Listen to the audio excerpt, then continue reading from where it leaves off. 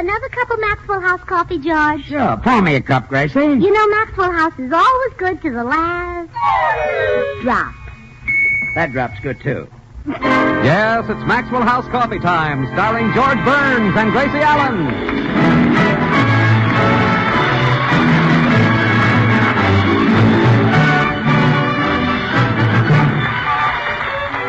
With our special guest, Howard Duff, who is the famous detective Sam Spade. Yours truly, Toby Reed, Joseph Kearns, Eric Snowden, Harry Lubin, the Maxwell House Orchestra, and Bill Goodwin. For America's Thursday night comedy enjoyment, it's George and Gracie. And for America's everyday coffee drinking enjoyment, it's Maxwell House. Always good to the last drop.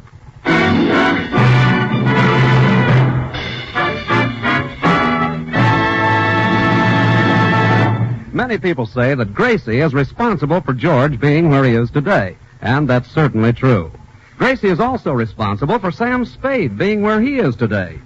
You see, George and Sam Spade are both in jail. How did it happen? Well, let's listen as George is being questioned by a police lieutenant. All right, let's start at the top. Name? George Burns. Occupation? I'm married to Gracie Allen. No. What do you do? What keeps you busy? I'm married to Gracie Allen. Let me put it this way. What's your source of income? I'm married to Gracie Allen. All right, skip it. What's your age? Approximately 42. How come you look older? I'm married to Gracie Allen. What's your address? 360 North Camden. All right, Burns, now suppose you tell me why you're in this jam. I'm married to Gracie Allen. You're in a rut. Hey, Spade, how come you're in this jam? He's married to Gracie Allen.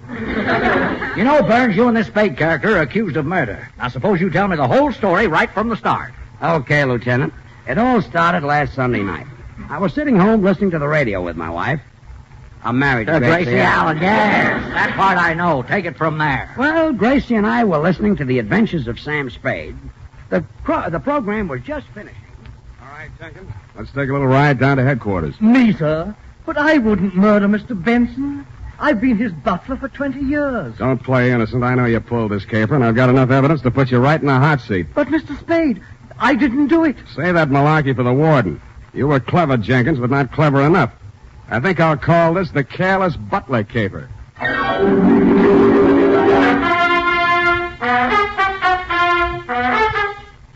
Why did you turn off the radio, Gracie? Sam Spade got the wrong man tonight. What? I'm positive that Jenkins the butler wasn't guilty. An innocent man is going to get the hot plate. Hot seat. And don't worry. He'll only get it on the radio. Well, who cares where they put it? When he sits down, it'll burn. I've got to talk to Sam Spade right away. Honey, Sam Spade is not a real detective. I'll say he isn't. Any man who'd make an innocent butler sit on the hot plate... Gracie, he'll get a hot seat. Oh, he sure will after he sits on that hot plate. Look, here's what I mean. On his program, Sam Spade is a private detective. But in real life, he's just an ordinary guy. Just like on your program, you're a nitwit. But in real life...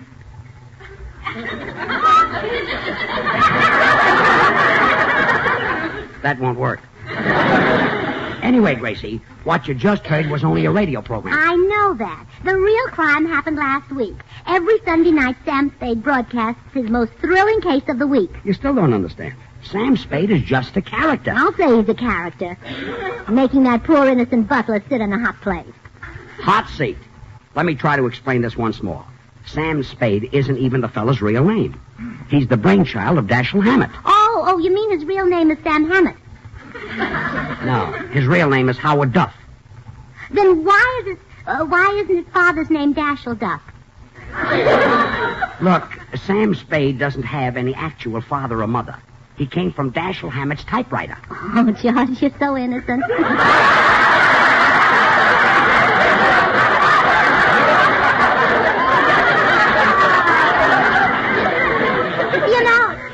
You believe that old story about coming from under cabbage leaves, too. What's the use? Okay, Sam Spade is a naughty detective, and he's sending an innocent butler to the hot plate. Hot seat. Good night, dear. Good night.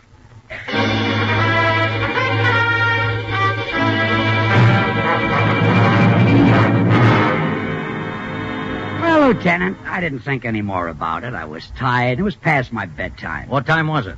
It was after 9. Gee. So I went to bed thinking Gracie would follow me. Instead, she followed Sam Spade. Oh, what do you mean? Let me tell you about that part of it, Lieutenant. Okay, Spade. Well, I'd finished my regular Sunday night show at the broadcasting studio, after which the actors lingered on for a little bull session, who stepped on whose lines, I want a bigger part next week, and so forth. So, it's about 10 when I step out into the California night air, which is also about 10. But there's no snow, so I decide to walk home. I haven't taken 2 steps when this little lady grabs me by the sleeve and says, Are you Sam Spade? well, if I had known then what I know now, I would have thrown myself under the wheels of a passing Sunset bus. But I'm a ham, and I figure she's maybe a fan, so I answer in my best Pasadena Playhouse voice. Why, yes, I'm Sam Spade. The butler didn't do it. Huh? You've got the wrong man. The butler didn't jerk that kipper. Jerk that kipper. Yank that copper? You mean pull that caper? That's it, yeah. You sent an innocent man to jail. No, I didn't. Yes, you did. Lady, I think you're a little mixed up about me. I'm just an actor on CBS. That's what everybody says. Look, little lady, I'm tired. It's been a tough day. I'll see you around, huh? Now, just a minute, Sam Spade. I heard you arrest that butler. Now, you've got to let him go free. You wouldn't give me a rib, would you? Anything to free that butler. Which rib do you want? I'll tell you what. Why don't you write me a letter? With a dull pencil. Don't use anything sharp. I'll do better than that. I'll come to your office. Where is it? I haven't got an office. Oh, playing cagey, huh? All right. I'll come to your house. Where's that? 321... Oh, no. I'm not talking. I want to get some sleep tonight. So long. So long.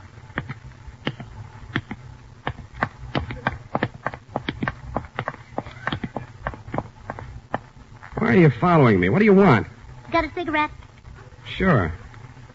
Here you are. Thanks. Got a match? Sure. Want me to light it for you? No, thanks. I don't smoke. Then why did you ask me for a cigarette? Well, I thought I'd better have it in case somebody asked me for one. I see. Would you like a cigarette? No, thanks. Well, good night. Good night.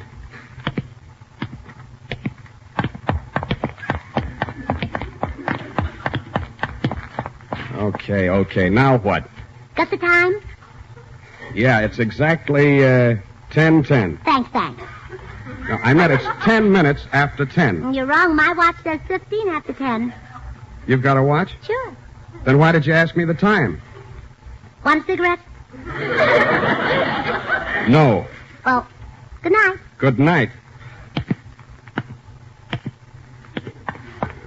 Look, lady, stop following me. Oh, it's you again. Yeah, fancy meeting me here. Can't I give you the slip? Please. I couldn't accept a thing like that from a strange man. All right, what do you want this time? Got a road map? A road map. Are you lost? No. May I make a suggestion? What? Get lost. Well, good night. Good night.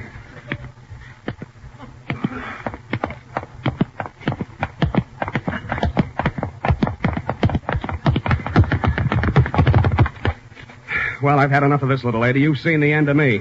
Yeah, for 2 blocks. This time I'll lose you. Hey, taxi. Let's get out of here, cabby, but fast.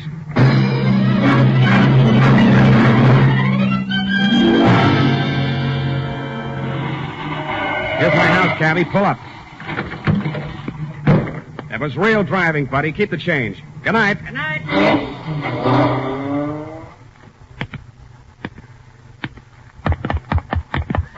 Oh, no.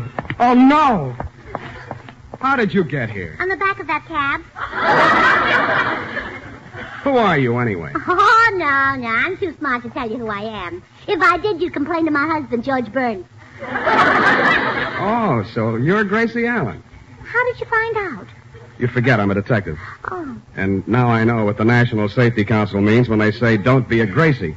Oh, never mind that. Are you going to let the butler go? Look, Gracie, there's really no butler in prison, and I'm not really Sam Spade. Oh, now don't give me that story about your mother being a typewriter.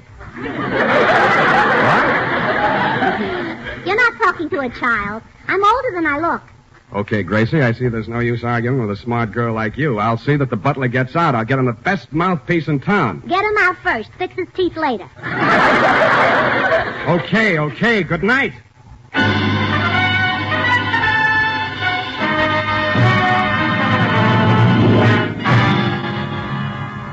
Well, Lieutenant, I thought that would be the end of the episode. But it wasn't, huh? Brother, you haven't heard anything yet. The next morning... Wait a minute, Mr. Burns. Before I listen to any more of this story, I'll have to send out for some aspirin. Here, have some of mine. Hey, how come you walk around with your pockets full of aspirin? I'm married to Gracie Allen.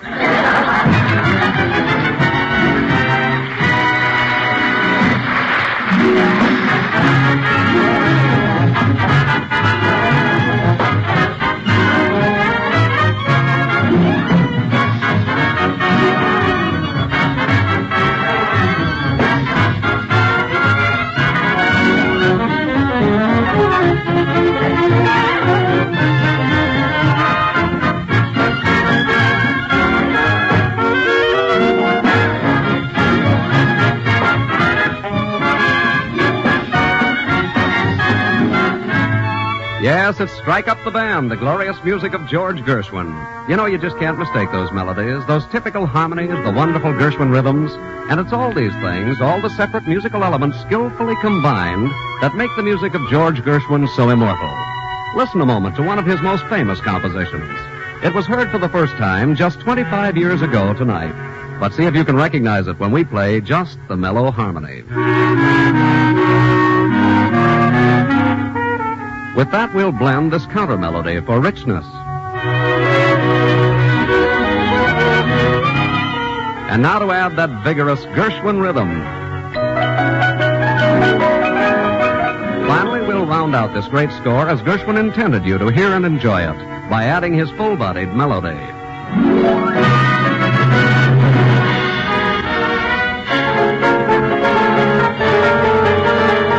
Yes, the famous Rhapsody in Blue, even more popular today than when it was first played 25 years ago tonight.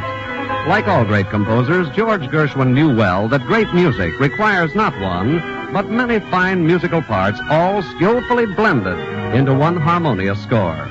And friends, it takes the same skill in blending to bring you great coffee, famous Maxwell House coffee.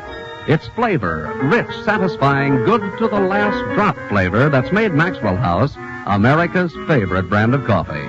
And to create the superb flavor, our Maxwell House experts combine not one, but many choice coffees from the fertile highlands of Latin America. First, they select premium grades of Monticelli's coffees for mellowness. To these coffees, fine Medellins are added for richness. But famous Maxwell House flavor must be more than mellow and rich, so other choice coffees are added for vigor. And then Bucaramangas coffees contribute their fine, full body.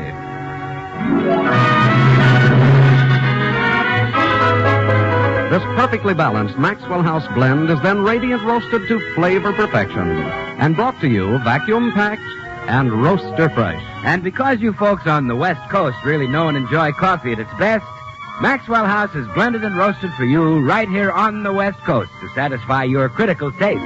So tomorrow, discover all the extra flavor that's yours in every cup of America's favorite brand of coffee. Famous Maxwell House, always good to the last drop.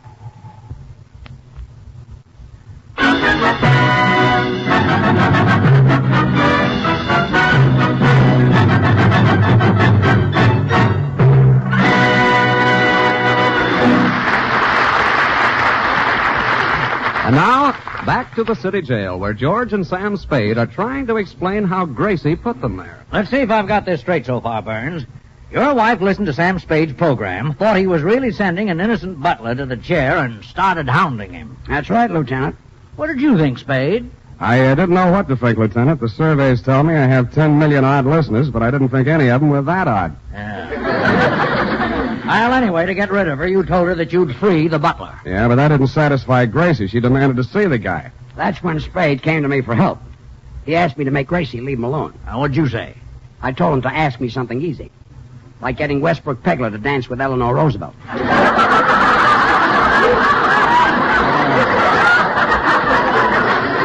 Mr. Burns, why do you put up with a wife like that? I'm too old to go back to Gus Edwards. Besides which, I happen to love her.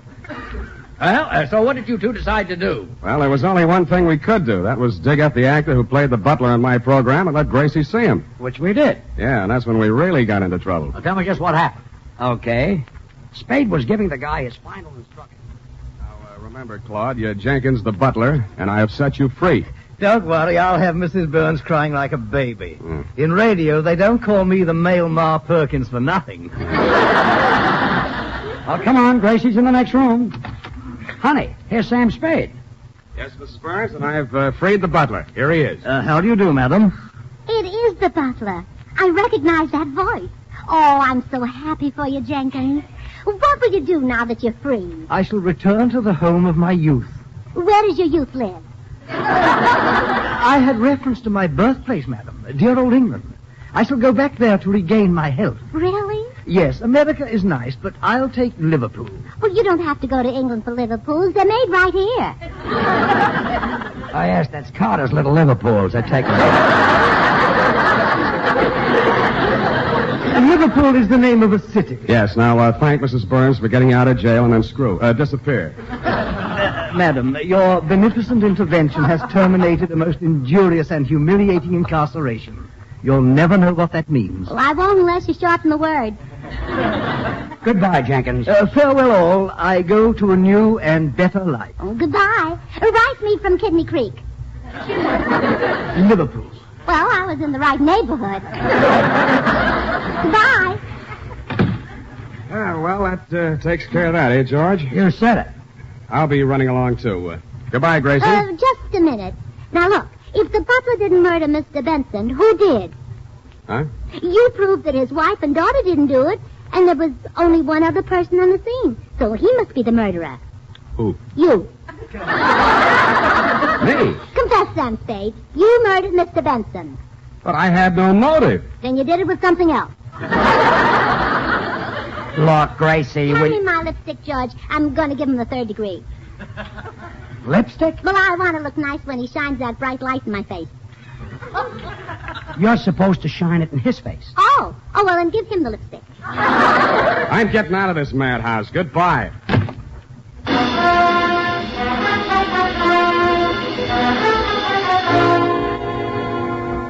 Well, Lieutenant, Spade ran out of that house like he was seeing a ghost. Which was true because from then on, Gracie started haunting him. Trying to make him confess. Yeah, she found out that my radio sponsor was Wild Root Cream Oil, so she disguised herself with a big hat and a veil and knocked at my door. Sam Spade? Yes. How do you do? My name is Wild Root. Wild Root? Perhaps you know my husband, Willie Cream Oil. My full name is Mrs. Wild Root Cream Oil. I'm the wife of your sponsor. Now, look. I understand you murdered a Mr. Benson. Now, that's strictly forbidden in your contract. Mrs. Cream Oil, you look like Gracie Allen to me. Flattery will get you no place. Now, if you'd like to confess, perhaps we can get you off with life imprisonment. And when you come out, you can take over your program again. Gracie, I did not murder Mr. Benson. Go away. But the next day, she was back. This time with another disguise. Sam Spade? Yes? I'm from Western Union. I have a telegram here from President Truman. What? I'll read it to you. Dear Sam, confess. Signed, Harry. Any answer? Scram. Beat it. Go away. That's no way to talk to the president. Out. Out. But the third day topped everything. She posed as a private detective. Sam Spade? Yes? I'm Sally Shovel. Now, listen, chum. We're in the same racket, pal, and I want to help you, buddy, so why don't you confess, Mac? You're a private eye? Also ear, nose, and throat. I put everything into my work. Now, confess, Doc. So you murdered Benson, so what? I've been mixed up with a few keepers. Or is it capers? In your case, it's keepers. Now go away. Well, Lieutenant, that's when Spade came to see me again, looking much older. Yeah, we hit on a brilliant scheme. We decided that I should confess the murder, then George would pretend to take me to the city hall to surrender, and Gracie would forget the whole thing. But Gracie did something we didn't count on. What was that? While I was going to pick up Spade, she called the police. Oh, yes, that's where I come into the picture. She called me. I suppose you tell us what happened then. Well, when I got to the house, she said... There's a desperate criminal on his way here to confess a murder. As soon as he confesses, you can grab him. Don't worry, lady, I'll... Oh, that must be him. Yeah, you wait in the next room. He may be armed. Oh, he is. There's one hanging from each shoulder. You call me if you need. Oh, hello. Where is everybody? Never mind. What's your name? Bill Goodwin. What did you do with the body? I took her home. What did you do then? I dumped her out. Oh, she was dead, huh? Well, sure, that's why I took her home. You've done a pretty terrible thing, young man. Tomorrow I'll send her some flowers. Oh, you're a real killer. Oh, sure.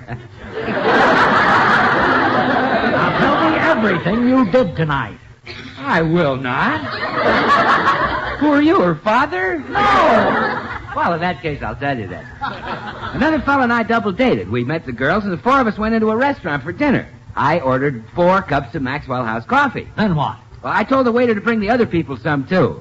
See, I wanted them to taste the rich, mellow goodness of Maxwell House. It's America's favorite coffee, you know. Yes, I know. What happened then? Well, that's when the girl and I got into a fight. Aha, what about? She caught me drinking her Maxwell House coffee. Hey, but you'd had 4 cups. Well, when you taste that good to the last drop flavor, you just don't know when to stop. You know, Maxwell House is a blend of the finest Latin American coffees, radiant roasted to the peak of flavor perfection. Well, officer, did he confess the murder? Bill Goodwin. He confessed everything, Mrs. Burns. He got mixed up with a girl, and now he's headed for the chair. You're nuts. When I get mixed up with a girl, I head for the divan. I mean the electric chair. You killed a girl. Are you kidding? All I killed was 5 cups of Maxwell House coffee. Yes, officer, this is the wrong man. Sam Spade is the one you want to arrest. Sam Spade is in trouble? Oh, gee, I was going to hire him to find someone for me. Who? Girl about 5'2", red hair, green eyes, terrific figure, drives a Cadillac convertible. Oh, when did you last see her? Who's seen her? I want Spade to find me one like that. Well, so long.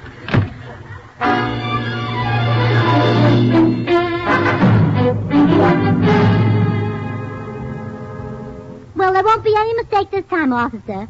Here comes my husband up the walk with the real murderer. Yeah, anyone can tell that guy's a criminal. Look at that low forehead. That's my husband. Oh. Well, this time I want to hear the confession before I make the pinch. I'll just duck into this closet. Oh, poor Mr. Spade. I hate to think of him sitting in the electric chair. With those long legs, he'll be so uncomfortable. Well, here he is, Gracie. Ready to confess. Yes, I can hide the truth no longer. I killed Benson. Why did you do it, Mr. Spade? That man murdered my mother, ruined my father, tortured my sister, and robbed my brother. Oh, then it was nothing personal. No, I just didn't like him. Oh, how did it happen? Benson was standing in a bar, see? I walked up to him, let him have 2 slugs, and he fell to the floor. Oh, couldn't hold his liquor, huh? You let him have 2 slugs from a pistol. Now keep quiet and let the man confess. Yes, dear. I never gave him a chance, see? I shot him down in cold blood. As he lay on the floor, I pulled the trigger again and again and again. When the gun was empty, I stood over his body and laughed like the fiend that I am. I should be locked up for 20 years, 30 years. I'll make that 40. Huh? Who are you? I'm Regan from Homicide. I called him over to hear your confession. Okay, come on, Spade. Officer, wait a minute. Let me explain. Mr. Spade and I cooked this whole thing up together. Oh, an accomplice. I'll take you along, too. Wait a minute. I've never done anything wrong in my life. Well, of course not. He's my husband. The man who married me. All right, so I did one thing wrong. Come on, you two.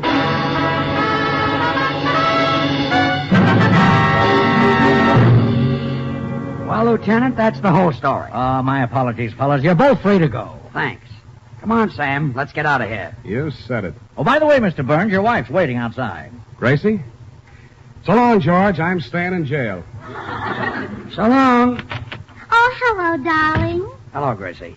Let's go home. Oh, I can't, sweetheart. I've got something important to do. Hey, you've got that big hat and that veil on again. Where are you going? Well, while you were in jail, I heard Ellery Queen on the radio, and he arrested the wrong man. Oh, no, you're not going to start it.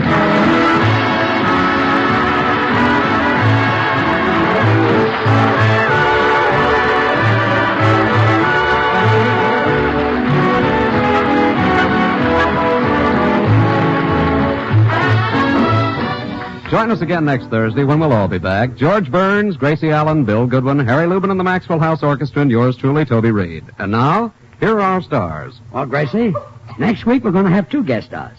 Mr. and Mrs. James Mason. James Mason? He's that wonderful English actor who's so mean and so rough with women. That's the man. Gee, he might hit me.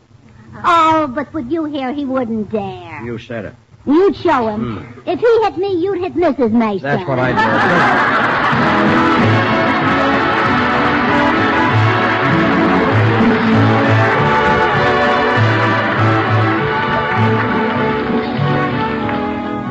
do. Ladies and gentlemen, let's all remember to help the National Safety Council in their campaign to cut down the terrible toll of home accidents. Be safe. Be careful. Don't be a Gracie. Good things. The easy way. Do you like good things the easy way? Then get instant Maxwell House coffee. So good. So good. True coffee flavor and fragrance, because instant Maxwell House is not a so-called coffee product. It's all pure Maxwell House coffee in instant form. And so easy. So easy. Instant Maxwell House means great coffee instantly in your cup. No fuss, no muss, no bother. Today, try Instant Maxwell House. Instantly good to the last drop.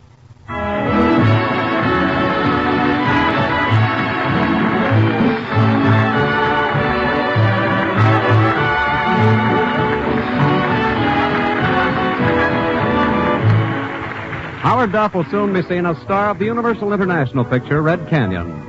Until next Thursday, when our guests will be Mr. and Mrs. James Mason. Good night and good luck from the makers of Maxwell House, America's favorite brand of coffee. Always good to the last drop. The George Burns and Gracie Allen Show is written by Paul Henning and Keith Fowler.